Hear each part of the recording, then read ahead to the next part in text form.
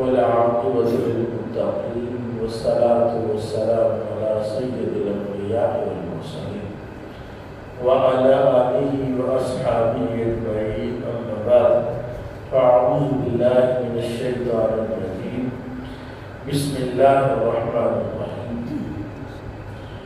ما كان محمد أبا أحد من رجالكم ولكن رسول الله وخاتم النبيين وكان الله بكل شيء عليما يا أيها الذين آمنوا اذكروا الله ذكرا كثيرا وسبحوه بكرة وأصيلا هو الذي يصلي عليكم وملائكته ليخرجكم من الظلمات إلى النور وكان بالمؤمنين رحيما صدق الله مولانا العظيم الصلاة والسلام عليك يا رسول الله وعلى آلك وأصحابك يا حبيب الله. تمام گرامی، آج کی جو رات ہے بالکل جس طرح ربیع الاول شریف کی رات ہے، بالکل اتنی ہی مسلمانوں کے لیے بالخصوص اہل پاکستان کے لیے خوشی کی رات ہے. اس لیے اس رات کے بعد دن آ رہا ہے. آج کیا تاریخ ہے؟ 6 ستمبر. یوم دفاع بھی ہے، لیکن یوم دفاع گزر گیا، ابھی رات شروع ہو گئی ہے. یہ رات 7 ستمبر کی. 7 ستمبر کو تاج ختم نبوت، تاجدار ختم نبوت امام الانبیاء صلی اللہ تعالیٰ علیہ وسلم کی ختم نبوت کے تحفظ کے لیے، ختم نبوت کی کو پاکستان کے آئین کا، عقیدہ ختم نبوت کو آئین پاکستان کا حصہ بنایا گیا. اور جو ختم نبوت کا منکر ہے، عقیدہ ختم نبوت کا جو منکر ہے، پاکستان کے آئین کے اندر اس کو کافر قرار دیا گیا. بھٹو کی اسمبلی میں، قومی اسمبلی میں باقاعدہ قانون پاس ہوا اور 1,24,000 انبیاء تشریف لائے کا مکیش. ان میں جو سب سے بڑا تاج ہے، تاج ختم نبوت، وہ اللہ نے ہمارے نبی کو عطا فرمایا. اور رسول کریم صلی اللہ علیہ وسلم نے بھی متعدد مثالیں ارشاد فرمائیں، متعدد واقعات بیان فرمائے. حضور نے فرمایا ایک بہت خوبصورت بلڈنگ، اس کی ہر چیز لاجواب ہے، دیکھنے والا اس کو ہر طرف سے دیکھتا، باہر سے بھی اندر سے بھی، اور کہتا واہ کیا بہترین محل ہے. لیکن اس کی ایک کونے میں ایک اینٹ کی جگہ باقی ہے. وہ کہتا ہے یہ ایک اینٹ اگر یہاں لگ جاتی تو یہ محل مکمل ہو جاتا، یہ بلڈنگ مکمل ہو جاتی، یہ جو خوبصورتی اس کی اور زیادہ ہو جاتی. حضور نے فرمایا وہ قصر نبوت ہے. وہ جو خوبصورت محل ہے، خوبصورت بلڈنگ ہے، وہ کیا ہے؟ وہ نبوت کا محل ہے، جس میں ہر نبی ایک اینٹ کی حیثیت سے اس قصر کے اندر، اس محل کے اندر جڑا ہوا ہے، بنا ہوا ہے. فرمایا وہ جو آخری اینٹ ہے وہ میں خاتم النبیین، میں وہ آخری اینٹ. اور جب وہ آخری اینٹ اس میں لگی تو کسی اور اینٹ کی گنجائش اس میں نہیں. یہ جو حضور نے فرمایا خاتم النبیین لا نبی بعدی، میں آخری نبی ہوں، میرے بعد کوئی نبی آ سکتا نہیں. اچھا، 2 چیزیں اس میں غور کرنے والی ہیں. ایک تو چیز ہے کہ قرآن میں، حدیث میں، شریعت میں ختم نبوت کا جو منکر ہے وہ غدار اسلام ہے، قرآن کا غدار ہے، حدیث کا، شریعت کا غدار ہے۔ دوسری چیز جو اہل پاکستان کے لیے بالخصوص ہے، اور یہ اعزاز مصر پاکستان کو حاصل ہوا کہ جس نے اپنی قومی اسمبلی کے اندر جو آئین ہے اس کا حصہ بنا کے اب کوئی بندہ جو ختم نبوت کا منکر ہے، عقیدہ ختم نبوت میں کوئی نقم زنی کرتا ہے، تو قرآن، حدیث اور شریعت کا ہی غدار نہیں ہے، وہ غدار پاکستان بھی ہے، کیونکہ پاکستان کے آئین میں بھی ختم نبوت کے عقیدے کو آئین پاکستان کا حصہ بنا۔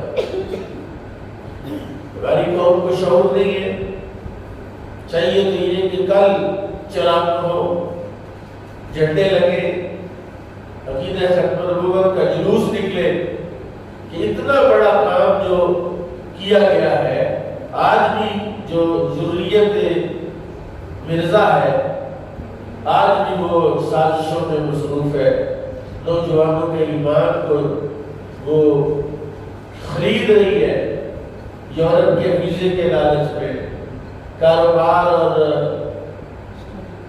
اسٹڈی ویزا، کاروبار کا ویزا، شادی اور پتہ نہیں کیا کیا وہ پیکیج دیتے ہیں کہ بس تم نے صرف لکھنا ہے کہ میں قادیانی ہوں تو ہم تمہیں رشتہ بھی دیں گے، ہم تمہیں سیٹ بھی کروائیں گے، پاکستان میں، دنیا میں، جہاں بھی، جس ملک میں بھی جانا چاہو۔ حالانکہ سب سے قیمتی چیز کائنات میں اگر کوئی ہے انسان کے لیے، مسلمان کے لیے، اس کا ایمان ہے۔ یہ سورہ آل عمران کی 4 پارے کی آخری آیت ہے، 3 پارے کی آخری آیت ہے سورہ آل عمران کی۔ فرمایا ان الذین کفروا وماتوا وهم کفار، بے شک وہ لوگ جنہوں نے کفر کیا اور وہ کفر پر مر گئے، فَلَن يُقْبَلَ مِنْ أَحَدِهِم مِّلْءُ الْأَرْضِ ذَهَبًا، اگر وہ رب تعالیٰ کو ساری زمین سونے کی بھر کر بھی دیں گے اللہ اس کو قبول نہیں فرمائے گا۔ وَلَا بِفْتَدَا بھی، اللہ سے کہے یا اللہ فدیہ لے لے، یہ دولت لے لے، اللہ کتنی دولت تو کسی کے ہاتھ آ ہی نہیں سکتی نا کہ زمین سونے کی بھر دے۔ اللہ کہتا ہے میں اس کو ہرگز قبول نہیں کروں گا، اولئک لہم عذاب علیم، اس کے لیے دردناک عذاب ہے، وما لہم من ناصرین، اس کا کوئی مددگار نہیں ہے۔ یعنی ایمان کی کتنی قیمت ہے۔ بارے استاد گرامی ان کے پاس کہتے ہیں میرے پاس ایک لڑکا ہے، اس نے کہا کہ بھئی مجھے اس طرح قادیانیوں نے دعوت دی ہے، آفر کی ہے، تو اگر میں وقتی طور پر اسٹامپ پر پیپر میں لکھ دیتا ہوں تو بعد میں جا کے میں وہ انکار کر دوں گا، بعد میں جا کے میں پھر کلمہ پڑھ لوں گا۔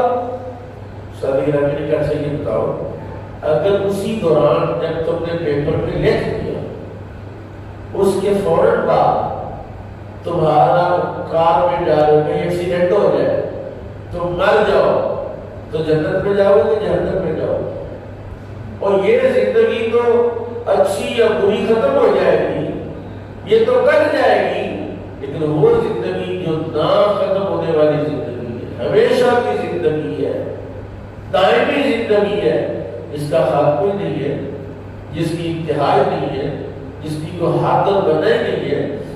تو فرمایا وہاں جا کر کیا کرو گے؟ اس نے توبہ کی کہ یہ تو بہت گھاٹے کا سودا ہے جو لوگ چند سکوں کے لیے، چند ٹکوں کے لیے کرتے ہیں۔ میرے اللہ نے ارشاد فرمایا ما کان محمد ابا احد من رجالکم، یہ نہیں ہے محمد صلی اللہ علیہ وآلہ وسلم تمہارے مردوں میں سے کسی کے باپ نہیں ہے۔ ابھی اسی سورہ میں چند آیات پہلے اللہ نے فرمایا النبی اولا بالمؤمنین من انفسہم وازواجہ امہاتہم، کہ نبی تم مومنوں کی جانوں سے بھی زیادہ ان کے مالک ہے، نبی مومنوں کی جانوں سے بھی زیادہ ان کے قریب ہے، اور نبی کی بیویاں مومنوں کی مائیں نبی کی بیویاں مومنوں کی، اچھا نبی کی بیویاں جب مومنوں کی مائیں ہوگی تو نبی کیا ہوگی؟ باپ ہوگا۔ اچھا نبی کی بیویاں جب مومنوں کی مائیں ہیں اور نبی مومنوں کے باپ ہیں، اللہ کہہ رہا ہے محمد من رجالکم، وہ تمہارے مردوں میں سے کسی کے باپ، یعنی حکم یہ ہے کہ تم نبی پاک کو باپ کہہ کر پکار نہیں سکتے، ابا جی نہیں کہہ سکتے، رسول اللہ یا رسول اللہ کہہ سکتے ہیں، یا نبی اللہ کہہ سکتے ہیں، یا حبیب اللہ کہہ سکتے ہیں، لیکن رسول اللہ کو ابا جی نہیں کہہ سکتے کیونکہ اللہ نے کہا ہے تو تمہارے مردوں میں سے کسی کے باپ ہے۔ اس کی کیا مطلب وجہ ہے کہ اللہ تعالیٰ رسول اللہ کے باپ ہونے کی نفی فرما رہا ہے؟ کوئی تو وجہ ہوگی نا، قرآن شریف ہے کہ بھئی یہ ایک طرف کہہ رہا ہے کہ بیویاں تمہاری مائیں ہیں، دوسری طرف کہہ رہا ہے کہ وہ تمہارے مردوں میں سے کسی کے باپ نہیں ہے۔ ایک وجہ، اس کی تو بے شمار وجوہات ہیں، ایک وجہ یہ ہے جیسے میں نے بتایا کہ رسول اللہ کو کسی کے لیے اجازت نہیں ہے کہ حضور کو کیا کہے؟ ابا جی کہے، باپ کہے، یہ اجازت نہیں۔ دوسری وجہ یہ ہے کہ ایک گھر میں ایک باپ ہوتا ہے جو ایک ون یونٹ ہے، شادی ہوئی ہے بندے کی، تو ایک اس کو اولاد نہیں۔ اب اس گھر میں ایک باپ ہے، اب کچھ عرصے کے بعد اس گھر میں دوسرا باپ بھی آ جاتا ہے، جب اس کی اولاد ہوئی، وہ جوان ہوئی، اس کی شادی کر دی تو کتنے اپنے ہو گئے؟ اس کو اللہ نے اولاد دی، بیٹا دیا تو کتنے اپنے ہو گئے؟ دو، ایک بڑے ابا جی اور ایک چھوٹے ابا جی، ایک دادا ابو ہے اور ایک ابا جی ہے۔ اچھا یہ جو بات ہے کہ اللہ تعالیٰ کو اپنے حبیب کے لیے کوئی ایسا لقب پسند نہیں ہے جس کے اندر دوئی ہو، جس میں دوسرا بھی شریک اور شامل ہو۔ اللہ نے کہا کہ تم نبی کو باپ کہو گے تو باپ تو تمہارا اور بھی ہے، لہذا تم نے میرے نبی کو باپ نہیں کہنا، تم نے کیا کہنا؟ یا رسول اللہ کہنا، کیونکہ کائنات میں یا رسول اللہ اور کوئی ہو سکتا نہیں، گھر میں کوئی اور یا رسول اللہ ہو سکتا، یا نبی اللہ ہو سکتا، یا حبیب اللہ، کوئی اور نہیں ہو سکتا۔ اور فرمایا ولکن رسول اللہ، تو یہ سمجھے